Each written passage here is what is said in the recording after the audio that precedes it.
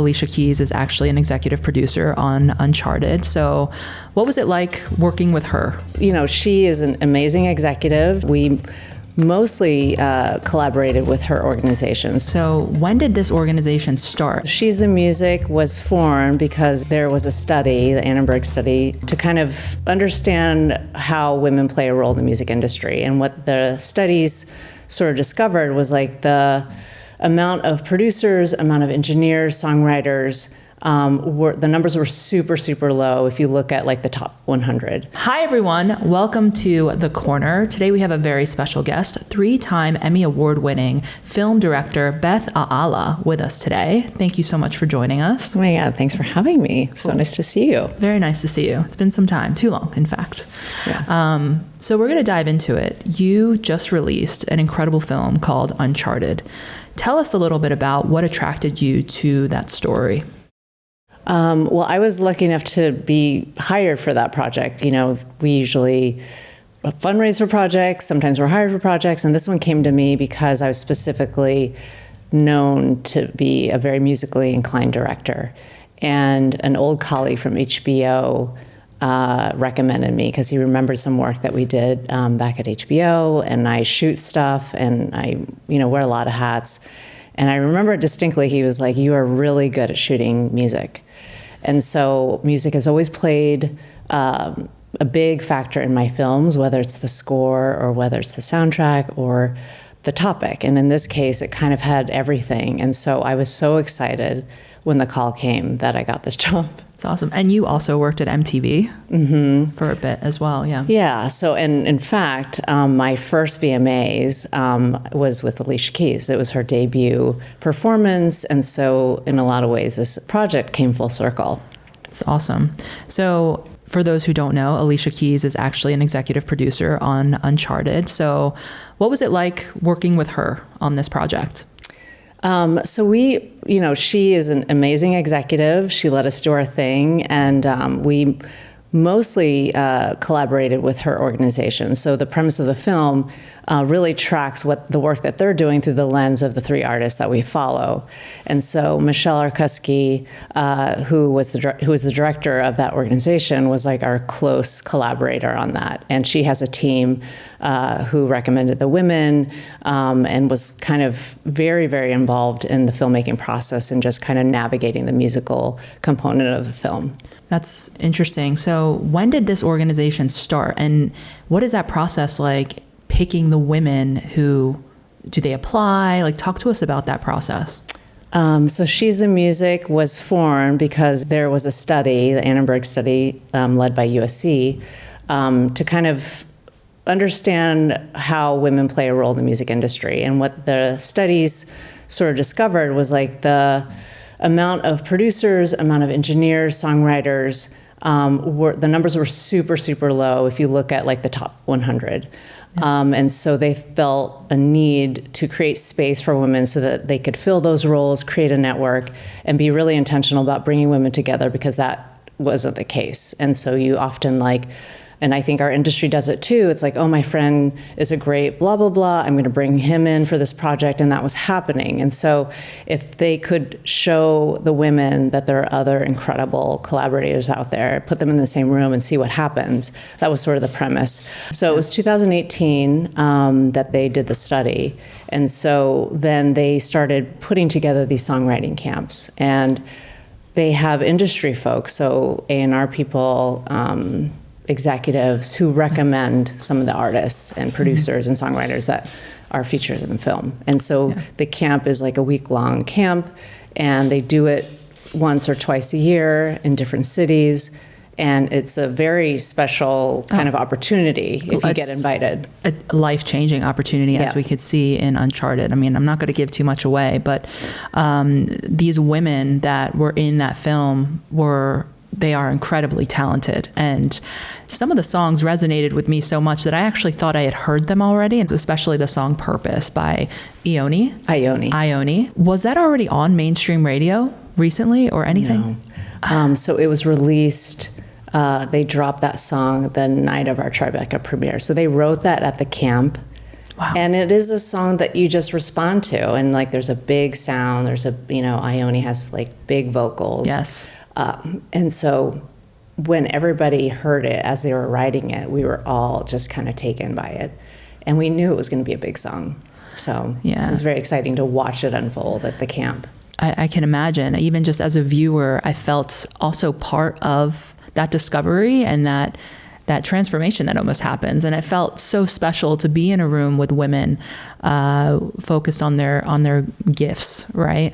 And so learning about these stats, how the industry was mostly male dominated. I don't think a lot about the music industry, but the statistics did surprise me a little bit, especially hearing Alicia's experience in the industry. So to create a space where women could just be basically themselves and create, I mean, that's what this organization is really all about. Yeah, absolutely. And I think, it's exciting to kind of put their work on a big platform so they can see that there are women who are encouraging and fighting for other women and creating space, as you said. And Alicia's been really phenomenal, and her team, Em and Cieli, Sam Kirby. There's like a whole powerhouse of music industry people that created this organization to kind of help fix the problem, one step at a time. It'll take a long time, but at least they're being very intentional about how to change things.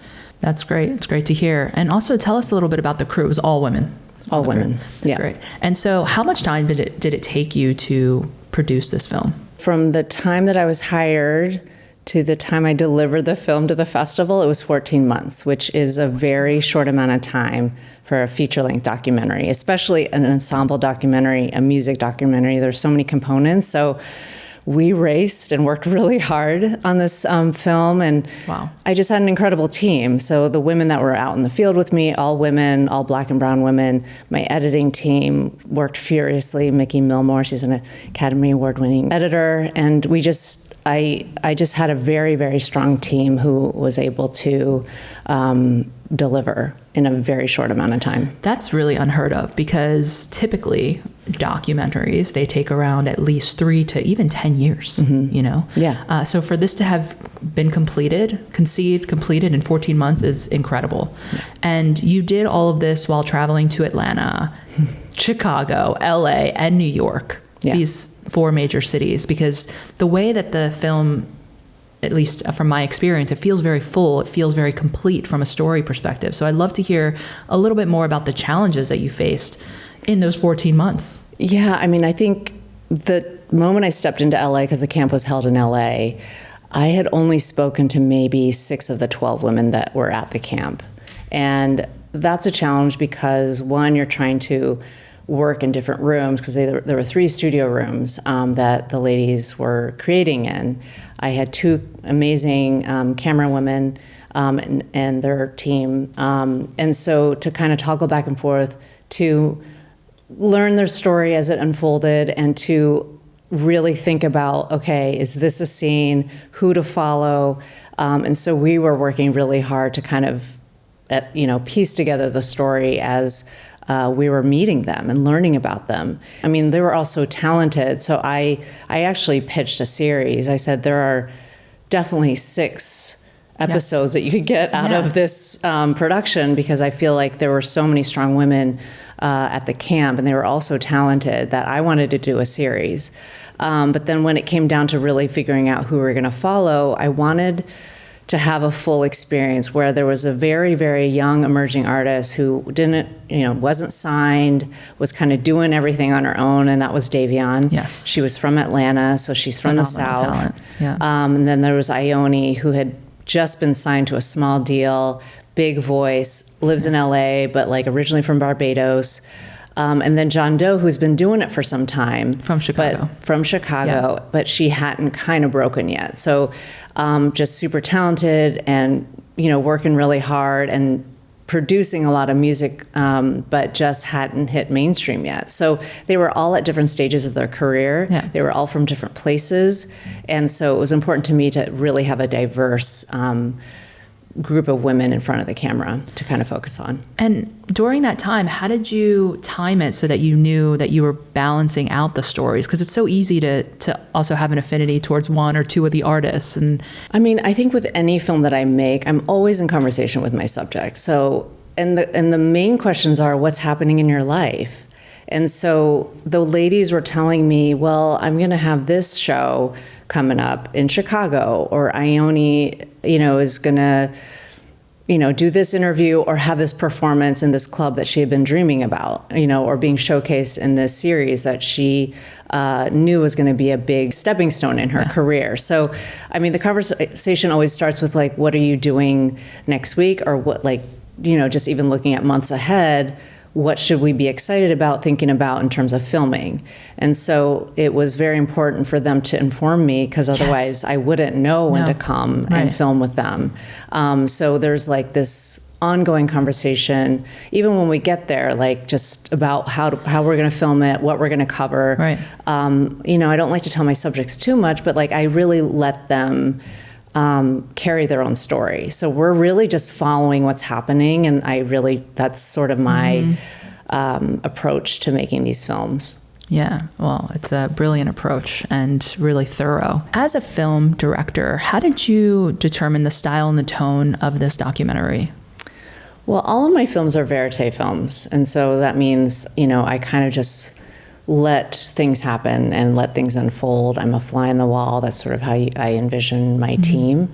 And so without much disruption. Obviously, we're setting things up, we're planning, but when I start rolling, like I let the subjects really kind of be in charge and guide the story. And so the style of it, and there's a way to shoot that kind of verité filmmaking, and like there's a handful of DPs that are like legends for it.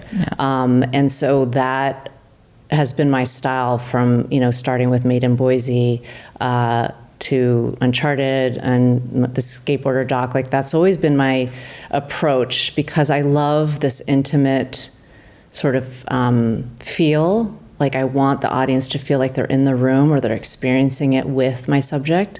And I really love that, like, they're kind of a character in their own story. They're telling their story, and I feel like, for me, it's a fun watch when it feels like they're scenes as opposed to, interview-based docs. And obviously, they're telling me things, and they're kind of, giving you some information. But as much as I can, I feel immersed in something when it's just sort of playing out before me. And so that was sort of my goal for this film and all the films that I make. Right, because how big was the crew for? It's very small. Yeah. I mean, sometimes it was just me with a camera, but mostly it was, one of my DPs, mostly Ayana, brilliant cinematographer, and Jenny Morello also filmed at the camp, an incredible verité cinematographer. But Ayana really led the charge and filmed most of the film with me. And then we had a sound person and sometimes an assistant camera person, and then me and my producer. So it was a very small team most of the time. When we were at the camp, we had 2 teams and 2 ACs, there was a lot of music being recorded, and that's a skill. So Avantika Nimbalkar was our main sound engineer, master in not only recording the verité for one of the cameras, but she was orchestrating, miking up the room so that when we're not there, we always had the audio so we could figure out what's happening. But then the music that was being played and being recorded and created, that was very important to me to kind of understand how to do that. So I had, a lot of women who were just experts in their own little way. I mean, not little, big ways for a film like this. Yeah, and a lot of moving parts to manage throughout it. And as a viewer, I forgot that there was even a director or somebody filming. I was like, how did she capture these authentic moments and you didn't give them any direction at all? They were just, wow. I mean, sometimes I would prompt them with a question, or, there's also sensitive things. So it's is it okay that we're talking about this? Or, so I'm always doing check-ins, but if they're, having a conversation with their friends, or if they're like in the studio making something, we really didn't disrupt that because they were creating, and we really wanted them to kind of just be able to have the space to like do their thing, write music, and be themselves. So we were really, really backed off for that, and then we would pull them aside and talk to them at the hotel room or outside. But when we were in the studio, it was really them kind of just doing their thing. And I love how they just ignored the camera. Yeah. Because that's sometimes can be very frustrating when filming a doc, that people looking at the lens or paying attention, not focused on what they need to be doing. And I really didn't feel that at all. They were really in their zone, creating their music, really putting themselves out there, and also collaborating together. So it was really nice to witness that, and also super inspiring. Yeah. What do you hope that people get from this film when they watch it? I want them to support all the women that are in the film. I want them to listen to their music, buy their music, stream their music, tell their friends. I think the goal is to get these women on the charts and to support their music. And then I would love for people in the music industry to consider up-and-coming artists or a female engineer, and just to be, intentionally diversifying their team.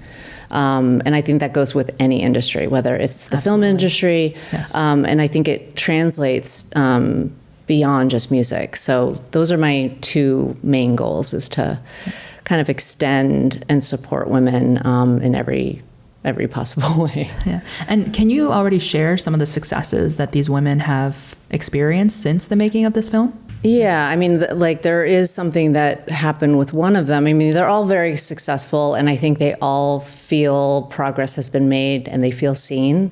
And to me, that's very important. I think we talked a lot about, while we were filming, we talked a lot about Black women not being seen, or Black women not being heard.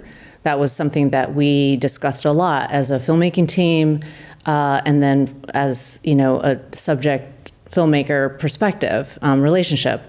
And so I think they all feel seen, and their music's getting heard, and people are paying attention. And one in particular got a big music deal, so that feels really good. And she's talented. I'm not saying it's the Docs, hand. She is incredibly talented, but to be there as it was happening was quite special. Oh, I'm really happy to hear that. And yeah, of course, we want to support the women and listen to their music. I started listening to a lot of them, following them on Instagram. And yeah, I hope that they do wonderful things. Was there anything that surprised you about the process of making this film? I was really surprised to learn that the music making process was very much like the documentary process. We have very similar challenges. A lot of the artists do and wear a lot of hats. Even someone like me who has been doing this for a while, I'm still wearing a lot of hats, and I'm still hustling. And these women were doing that, even John Doe, who has been doing this forever, not forever, but for 10 years, that's a long time. And she's still hustling, and I don't think that ever goes away when you're passionate about your craft. Right. Especially in the creative industry. It's so much heart, is involved in producing anything that is meaningful, right? And it's a risk as well. It really is. Yeah, you don't know if the film will be seen. You don't know if the music will be heard, and so you do it hoping that it'll resonate with somebody. Right. Yeah. Beth, what I'd love to learn about you is these films that have come into your life and that you've crafted. Did they come at a particular time in your life? Do you see a resonance between what was going on in your life and also the films that you were that's producing? Interesting. I think, when films come to me, or if I get hired for something, I think music always speaks to me. So if you bring me a music project, I'm always going to be interested, and it's just finding the story that goes along with it. This Made in Boise was a film that came to me on a personal level, and I knew one of my childhood best friends was a nurse at that hospital that she kind of introduced me to. And I certainly had friends who had infertility issues. And so that was really present with some of my closest friends. So I think that made me want to make that movie and kind of understand a different approach to making a family. I didn't know that much about it, and I had this like incredible opportunity because I had a connection to the hospital, which is very hard to film in. I had access through her, and so it felt like, you know, something happening personally really reflected that film. And also that, like, with the times, like, there was a lot of stuff happening overseas that was getting shut down, and like in the Ukraine and in India, like a lot of these. What year was this? When I started filming, it was 2017. Okay. And a lot of those places kind of got shut down in terms of like American access and foreign access during filming. And so then it sort of dictated all this like incredible, like an influx of people coming to Boise because it was affordable, just like it was overseas. You know, California is incredibly expensive. So it was taking a look at what was happening in the country, but it also, I had this emotional, personal connection to the story. Right. It's like the micro and the macro. I love that when that happens. Yeah.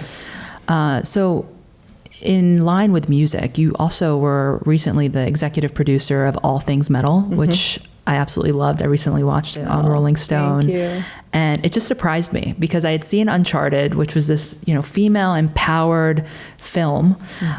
Just all the feelings of woman, of being a woman, and just it was just oozing that, right? And then I go to All Things Metal, which was like a stark contrast, which I also loved. Yes. There were so many funny things about that resonated. I mean, first of all, Richard's last name is Patterson, so there's the Patterson brothers. Then All Things Metal, my father owned a machine shop, so there were a lot of things there that I really resonated with. But tell me about how that story came into your life. So Motoki, the director, he is a metalhead. And so I think, like, as a director, you're gravitating towards things that interest you, that move you. And so Motoki has a great story about how he met the Patterson family, the Patterson brothers. And so as he was shaping, and I think he was filming that short for like 2 years, or maybe 3, I don't know. And they had struggled with the festival circuit. And I met the other executive producer, Jenna Kelly, at a festival. Like, you know, we were on the same sort of circuit. I released Uncharted, and she had another film, and so we would bump into each other. And after one meeting, I guess she looked me up. She saw that I did a film about Tourette syndrome. She saw the music stuff, and so she called me and was like, "Would you want to join our team and like help us find a path for this film and shape it?" And so they sent me a cut, and I saw such promise for like an incredible short. I mean, he was almost there.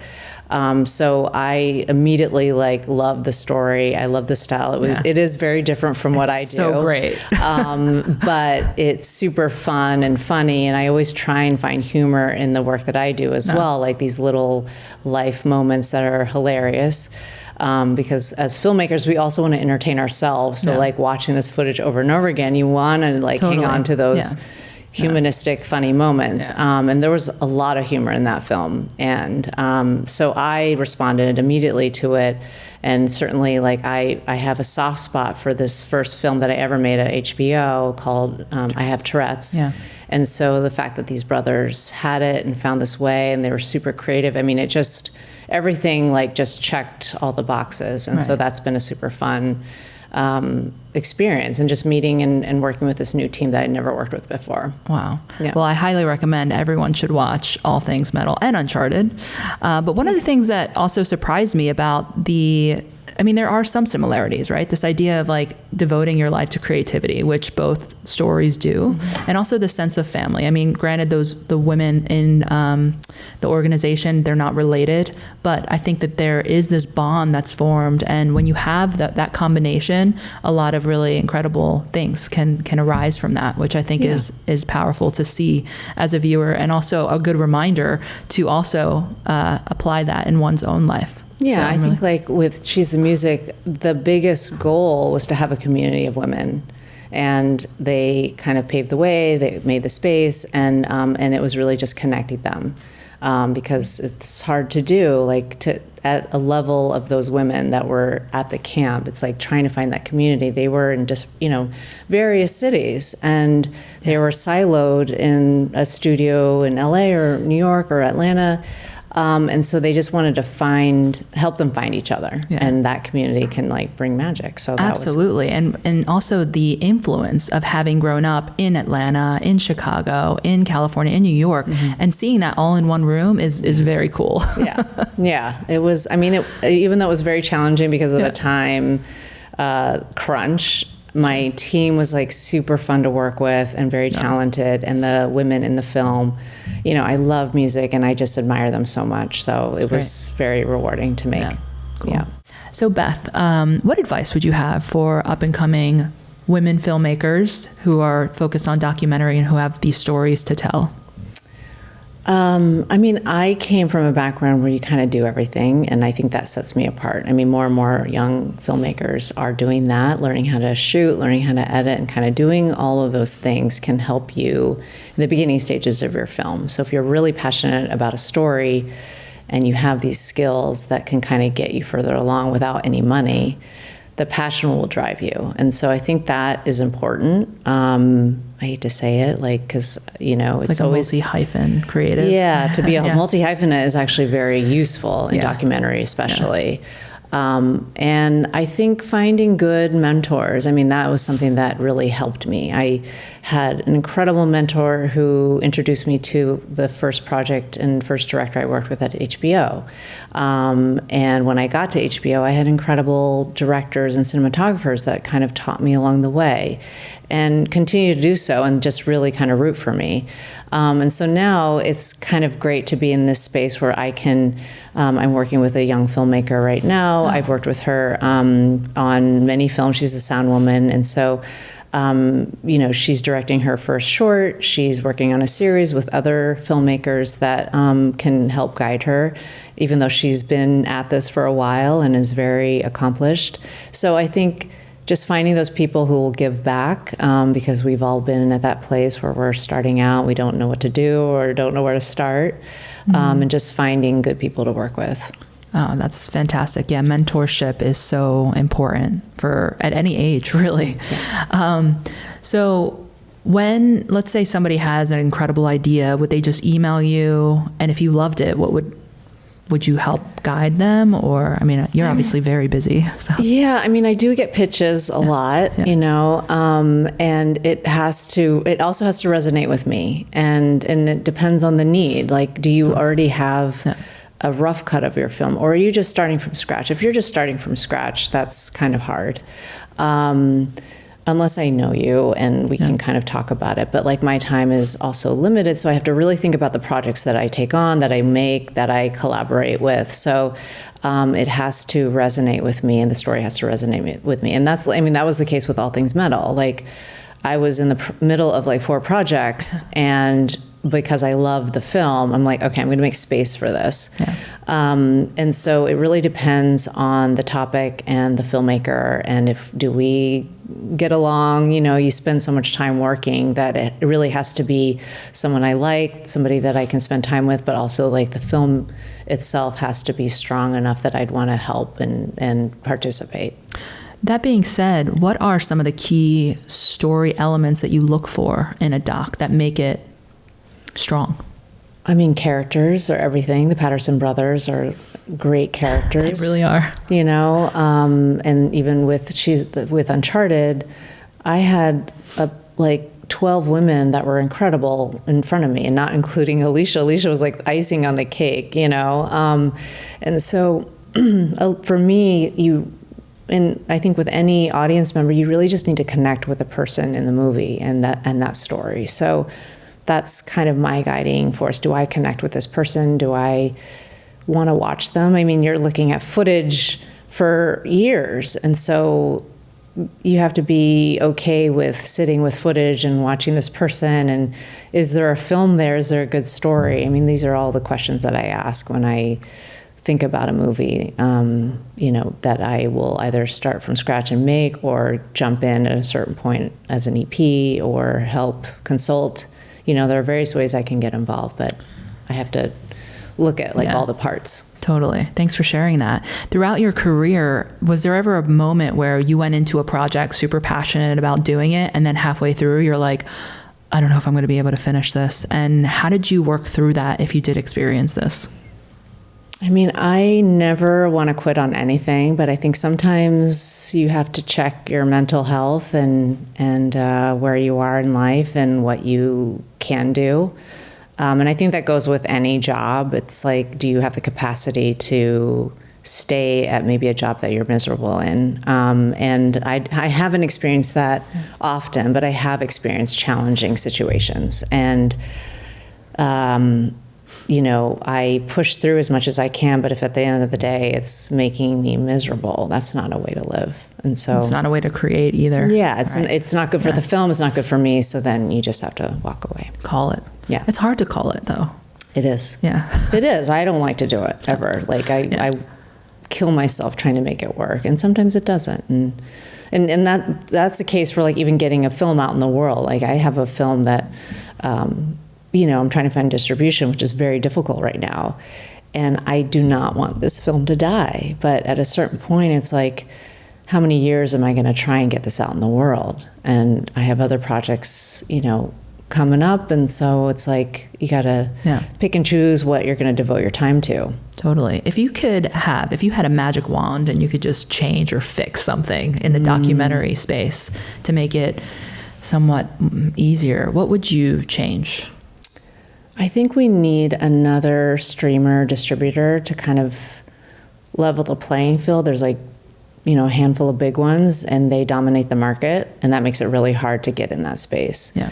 I think documentary filmmakers are fighting for the same money.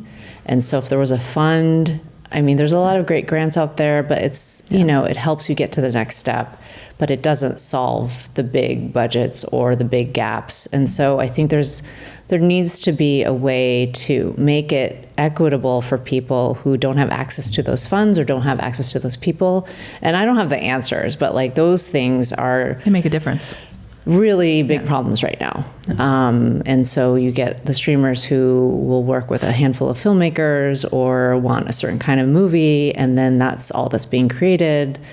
It makes for a less interesting landscape. And it's very saturated also. Mm-hmm. So it's like there's a lot of things happening in the market right now. Absolutely. And I don't know, I've also noticed that sometimes these things can get, oftentimes, quite political. So you see a film that's doing so well and you're like, wait a second, why is this film doing so well? And then you see the executive producers, you're like, oh, okay, that makes sense. So I think there's also some of those challenges as well that people face, in the industry. But what's next? What's next for you?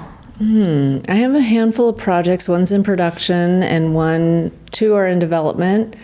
So, I'm always like, as I'm finishing a film or even in the middle of a film, I'll be thinking of the next one, because you really just have to keep working and you don't know what's going to stick. You don't know if the money's going to come. So you just have to like kind of have a bunch of things and throw it at a wall and see what sticks. So I have 3 projects right now, and hopefully it won't take as long as some of the others, and it definitely won't be as short as Uncharted. I need a little time. A little bit more time. Yeah. 14. Yeah. So hopefully there's a balance on this next one. Yeah. That's great. Well, excellent. And so you're here at ITFA. I'm here for an award, actually. Oh. I was the recipient of this thing called the Chicken and Egg Artist Award, and there are 8 filmmakers that get this award every year. They upped it, I think, a couple of years ago. It went from 6 to 8, and so I am one of the lucky people. Congratulations. Who got this award, and it came with a monetary award, but also mentorship, support system, and so they brought us here for our retreat so we could workshop our films and take meetings and meet people and network and fabulous. Be in Amsterdam. I mean, it's kind of insanely crazy and awesome. So it's always nice to visit, right? Super cool. And what came first, the chicken or the egg? I don't know. Who knows, right? It's a mystery. Anyway, how does anyone find you online? You can find me on Instagram, Beth Aala Docs. That's probably the best way. Cool. And are all of your films, except for Uncharted, available for anybody to stream? There's a bunch of stuff on HBO. Made in Boise is on PBS and Google, and I think Amazon. Supermensch, I'm actually not sure where Supermensch is. What else? I can't even think of my films.